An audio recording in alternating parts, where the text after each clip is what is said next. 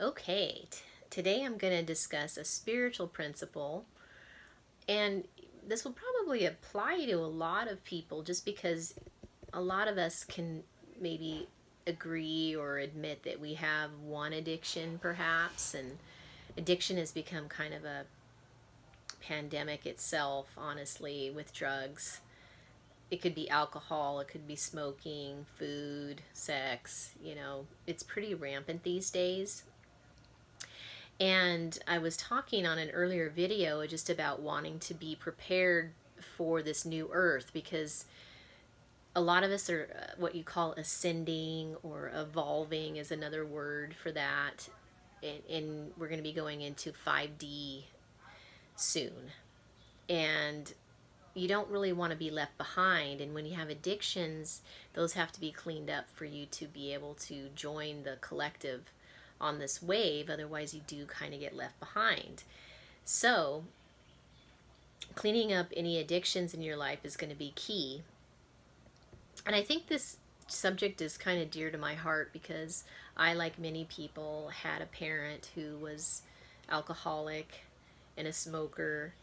And I also had, one of the loves of my life became an addict with drugs. And it's just so challenging to watch someone go downhill. It's really just a dead end. And, I have an analogy. It is a way to explain this. I noticed that he kind of had this concept like, well, this attitude of, oh, you only live once. I'm going to just do what I want to do and enjoy it, and then I'll just die, and I don't care if I die early, kind of an attitude.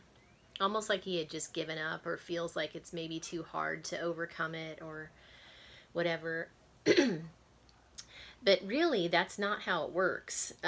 You basically go downhill until you hit bottom and are willing to go back up to where you need to be.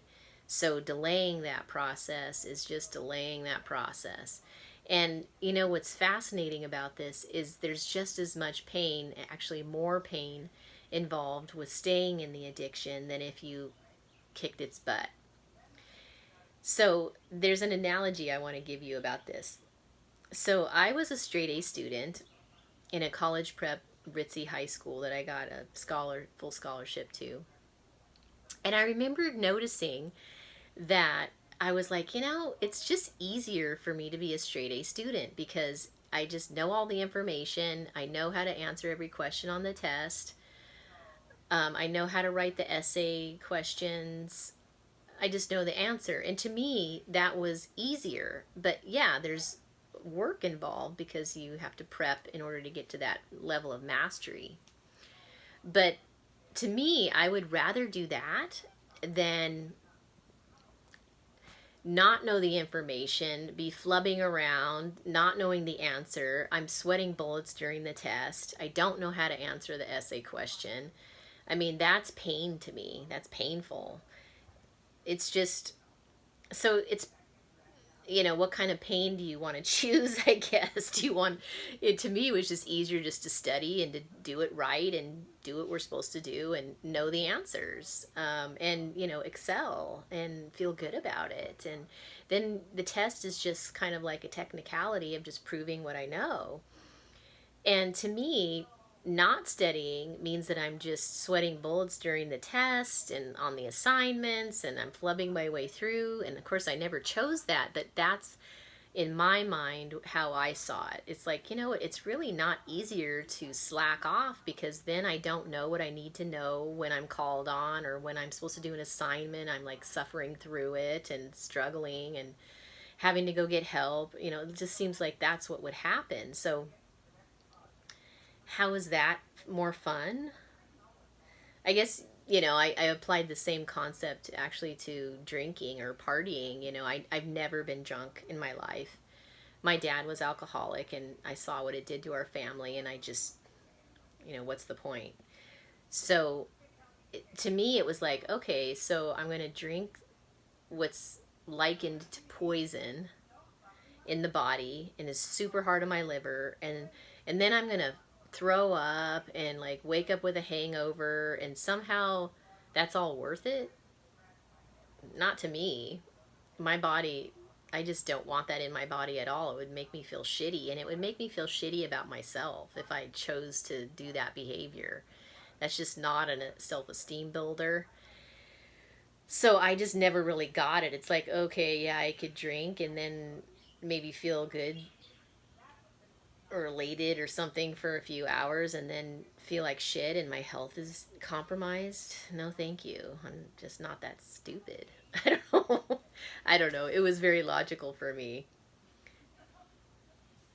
So, any of you who are struggling with addiction, that hopefully is kind of an interesting perspective on the whole thing.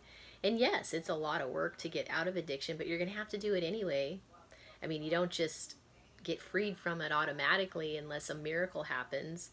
You're going to have to get rid of it in the afterlife. You're going to have to address it and face yourself and face the issue head on sooner or later. And you might as well do it sooner so that everyone around you can benefit from your choices that are better and can enjoy you having you in their life instead of you just going downhill, because the entities start running your show when you get more and more in addiction and you start sliding into it to the point where you've just lost half yourself, and it's like you're end up feeling like I don't know, have you ever met someone where they just feel like they're a shell that's empty, and like, where did they go? Did something took over and they're just kind of empty and there's nothing in there anymore. I've met people like that who have just given over so much of themselves to the addiction to where I don't really recognize them anymore and there's not much there. It's kind of eerie, actually. So, you have to kind of nip it in the bud sooner than later, because otherwise it's a slippery slope, and before you know it, you're down in the ditch and it's like, shit, how do I get back up? You can't do it by yourself. You have to round up friends and go to rehab or whatever you do. Um, Go to AA, and it's not worth it.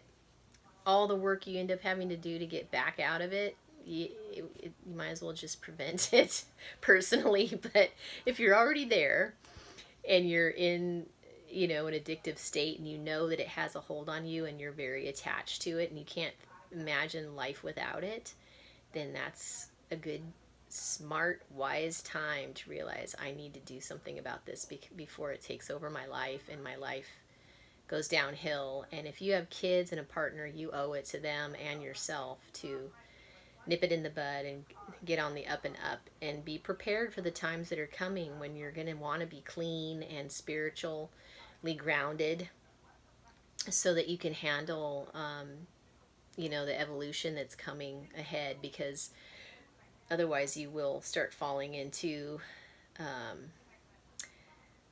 a darker place that doesn't really resonate with the rest of the collective. And there's you don't really want that kind of karma. So anyway, food for thought.